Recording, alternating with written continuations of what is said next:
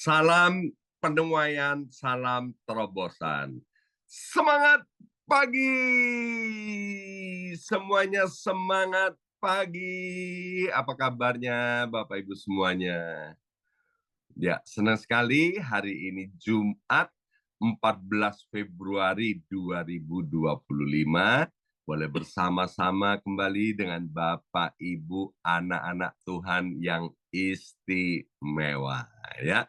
Hari ini kita sedang merayakan namanya Valentine, Hari Valentine. Hari ini adalah hari di mana banyak orang merayakan kasih sayang. Ada yang memberikan bunga, ada yang memberikan coklat, dan lain-lainnya sebagai simbol daripada cinta. Dan tadi pagi saya sudah kasih coklat buat istri saya. Jadi sebelum berdoa, ya sudah makan coklat pagi-pagi ya. Tapi apakah cinta itu hanya sebatas hadiah coklat atau sekedar romantisme?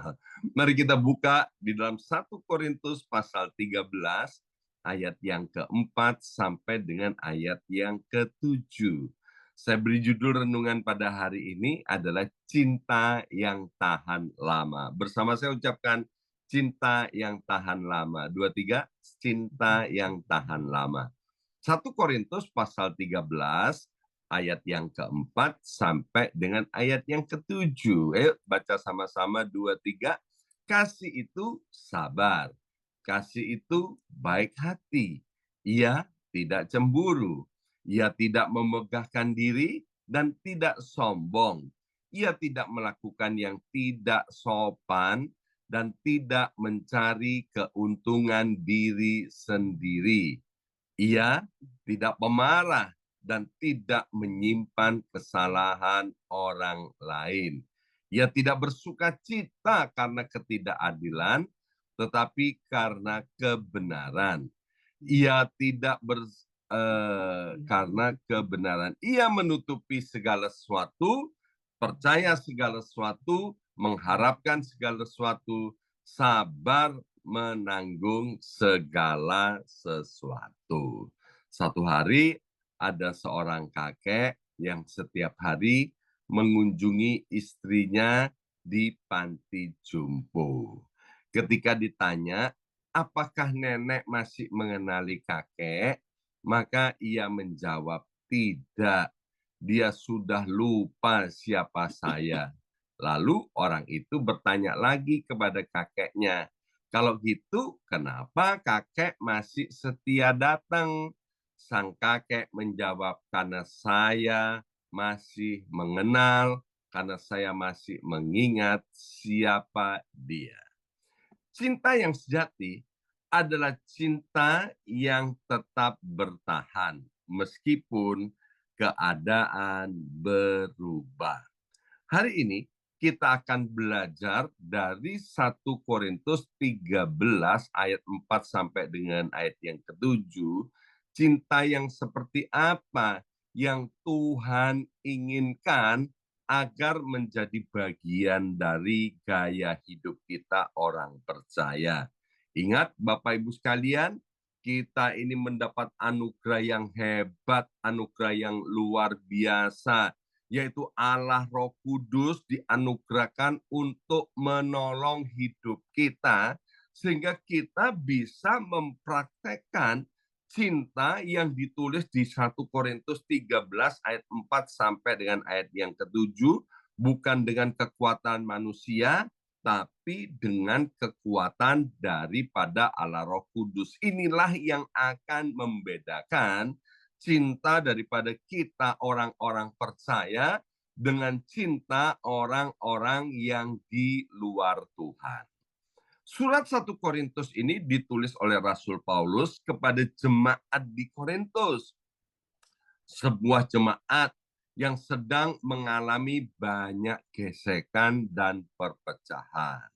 Dalam pasal 13 Rasul Paulus menegaskan bahwa tanpa kasih segala karunia rohani itu menjadi sia-sia.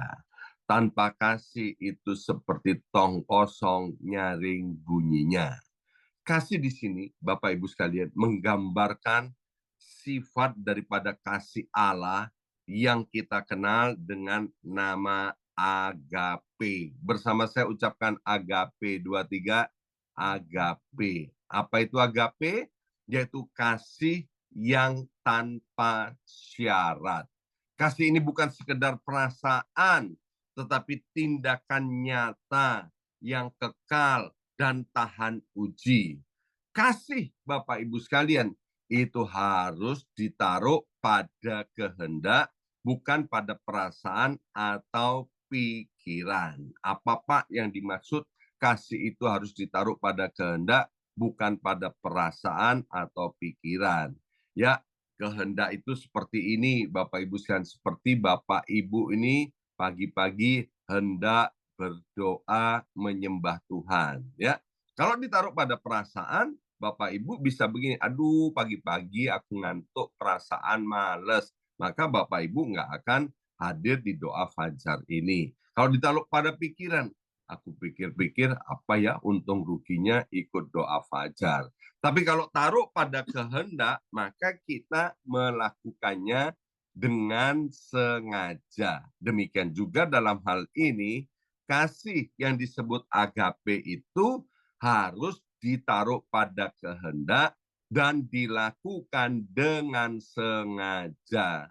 Karena ditaruh pada kehendak dan dilakukan dengan sengaja, maka situasi, kondisi, keadaan di sekeliling kita tidak bisa mempengaruhi kasih yang dimaksudkan. Mari kita lihat sekarang dari ayat yang keempat A, dikatakan kasih itu sabar.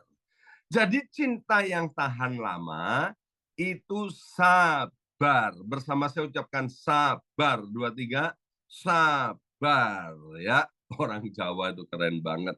Kalau sabar itu subur, kalau enggak sabar itu masuk kubur. Ya, sabar di sini dalam kata Yunaninya ditulis dengan kata makrothumia, ya, yang berarti panjang sabar, tahan menderita dengan hati yang teguh.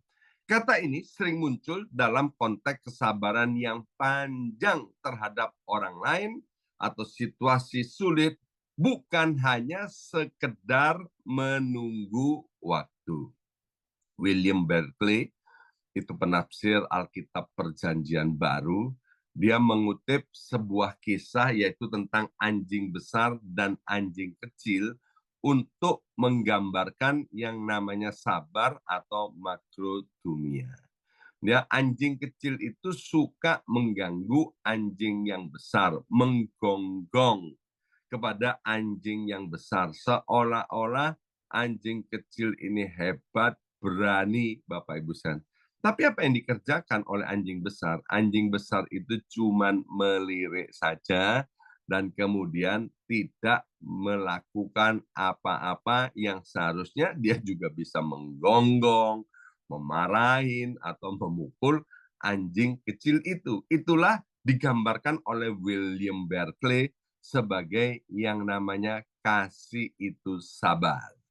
Jadi bersabar menghadapi penderitaan atau kesulitan tanpa kehilangan harapan, itulah yang disebut dengan sabar. Ya, sabar itu adalah bertahan dengan tabah waktu menghadapi perlakuan yang tidak adil atau penghinaan. Sabar artinya tidak marah, tidak balas dendam, meskipun mampu dan ada kesempatan, Bapak Ibu sekalian.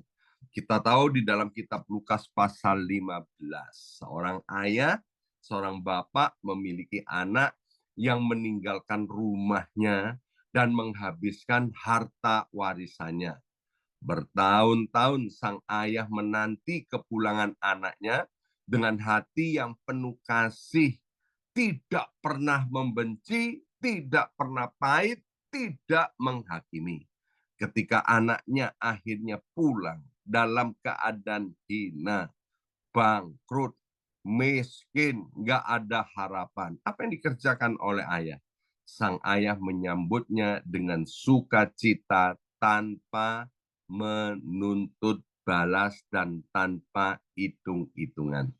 Itulah contoh daripada sabar makrotumia, yaitu penuh kasih terhadap orang lain yang melukai hati kita, penuh kasih terhadap orang yang merendahkan, menghina, dan meremehkan kita. Sepasang suami istri menghadapi banyak perbedaan. Terkadang terjadi pertengkaran, namun mereka memilih untuk saling memaafkan dan tetap bersama. Mereka tidak akan membiarkan kemarahan itu menghancurkan cinta mereka. Seperti yang ditulis di dalam kitab Efesus pasal 4 ayat yang kedua. Makrotumia itu, sabar itu adalah lambat untuk marah, cepat untuk memaafkan, dan panjang sabar dalam menghadapi kekurangan orang lain. Jadi hari ini kalau ada di sekitar kita, Bapak Ibu sekalian, banyak sekali orang-orang yang memiliki kekurangan, kita mesti bersyukur karena kita punya banyak kelebihan yang bisa menutupi kekurangan orang lain. Dalam dunia yang serba instan ini Bapak Ibu sekalian, banyak hubungan itu putus.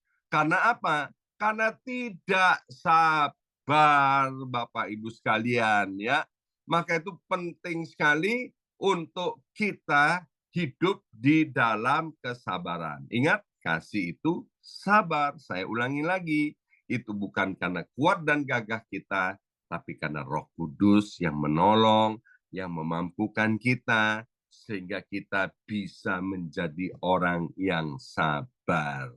Yang kedua, dari ayat yang kelima dikatakan begini, kasih itu tidak pemarah dan tidak menyimpan kesalahan orang lain. Jadi yang kedua, Bapak Ibu sekalian, cinta yang tahan lama itu yaitu memaafkan. Bersama saya mengatakan memaafkan. 2, 3, memaafkan. Jadi yang kedua, cinta yang tahan lama itu memaafkan. Dalam Kejadian pasal 50, ada satu kisah yang amat sangat terkenal yang Bapak Ibu sudah hafal semuanya, bagaimana Yusuf dan saudara-saudaranya. Meskipun Yusuf dikhianati, dijual sebagai budak, dan mengalami penderitaan bertahun-tahun dalam hidupnya, penuh dengan kepahitan, penuh dengan hinaan Bapak Ibu sekalian. Tetapi apa yang dikerjakan oleh Yusuf? Yusuf memilih untuk memaafkan saudara-saudaranya. Ya, saya sudah sampaikan hari Minggu tentang teori 10 dan 90. Ya, 10 dan 90, 10% dan 90%. Ya, ada 10% hal-hal di luar kontrol kita. Tapi selebihnya 90% apa yang terjadi dalam hidup kita itu tergantung daripada respon kita terhadap sesuatu. Maka itu seperti Yusuf memilih untuk memaafkan, mengampuni saudara-saudaranya yang sudah berbuat keji. Pada kesempatan yang indah ini Bapak Ibu sekalian, dalam perayaan Hari Valentine, cinta yang tahan lama, Tuhan juga mau kita hidup sebagai pribadi-pribadi yang suka memaafkan orang yang bersalah kepada kita. Sekali lagi, Roh Kudus yang akan menolong, yang memberikan kemampuan kepada kita, sehingga kita beda banget dengan orang-orang yang tidak mengenal Tuhan.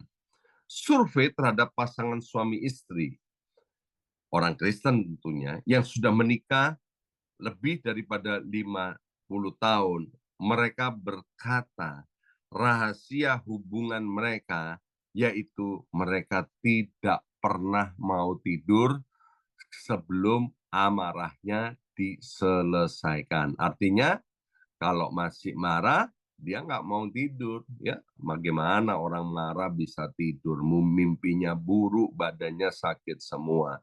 Maka itu orang-orang yang awet dalam pernikahannya, mereka akan menyelesaikan setiap kemarahan itu sebelum mereka pergi tidur. Cinta yang tahan lama adalah cinta yang mau melepaskan pengampunan, bukan menumpuk sakit hati. Maka itu Bapak Ibu sekalian, simpan kebaikan hati orang itu baik-baik dalam hidup kita. Tapi please, please, please jangan ingat-ingat kesalahan, kejahatan orang lain.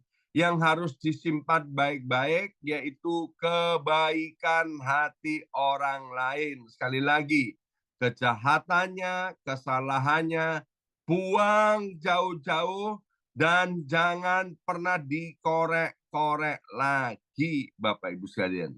Jadi seperti mata uang dua sisi, mengasihi dan mengampuni itu tidak dapat dipisahkan, ya. Kalau Bapak Ibu nanti lihat uang kertas atau uang koin, kalau satu sisinya ada gambarnya, satu sisinya nggak ada gambarnya, maka dia mau dipakai nukar atau dibelanjakan apa, nggak akan ada yang mau, nggak, alias tidak laku. Jadi mengasihi dan mengampuni, mengasihi dan memaafkan tidak bisa dipisahkan. Memaafkan, mengampuni kesalahan orang lain adalah bukti kasih yang dewasa, Bapak Ibu sekalian. Kasih sejati tidak menyimpan daftar kesalahan orang lain. Semakin banyak kita menyimpan sakit hati, semakin banyak kita menyimpan kesalahan orang lain, membuat kita hidupnya semakin berbeban berat, Bapak Ibu sekalian. Jadi, memaafkan membuka ruang untuk pertumbuhan. Saat kita memaafkan, hati kita, Bapak Ibu sekalian, menjadi tanah yang subur. Bagi apa? Bagi damai sejahtera, bagi sukacita.